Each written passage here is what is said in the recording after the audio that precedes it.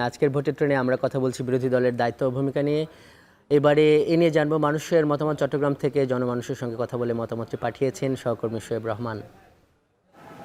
সংসদীয় গণতন্ত্রে বিরোধী দল কেবল একটি অংশ নয়, বরং অপরিহার্য স্তম্ভ। বিরোধী দলের সরব উপস্থিতি ছাড়া গণতন্ত্র অসম্পূর্ণ। সরকারের ভুল ধরিয়ে দেয়া, জনগণের কণ্ঠস্বর, ক্ষমতার ভারসাম্য কিংবা নিয়ন্ত্রণে বিরোধী দল কার্যকর ভূমিকা রাখতে পারে। চলুন আজ জেনে আসি আগামী সংসদে কেমন বিরোধী দল চান ভোটাররা।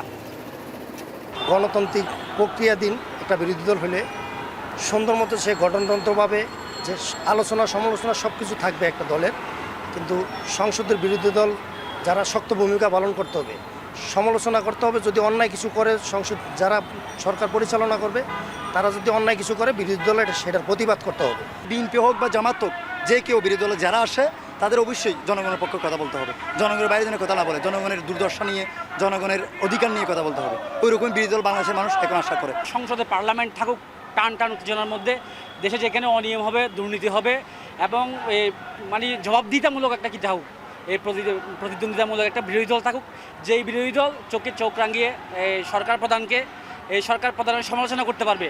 আমরা চাই যে বিরোধী দল হবে বাংলাদেশের প্রত্যেকটা ক্ষেত্রে যাতে অন্যায়ের প্রতিবাদ করে, সংসদে গিয়ে অন্যায়ের প্রতিবাদ করতে পারে। আমরা ওই ধরনের সংসদ চাই।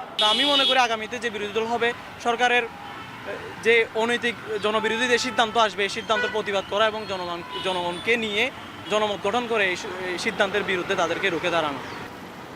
একটি সুস্থ ও প্রাণবন্ত সংসদীয় ব্যবস্থা নিশ্চিত করতে যোগ্য বিরোধী দল চাইছেন ভোটাররা, যারা কেবল সরকারের নীতির সমালোচনাই নয়, বরং গঠনমূলক সমালোচনার মাধ্যমে বিকল্প নীতিও প্রস্তাব করার যোগ্যতা রাখেন।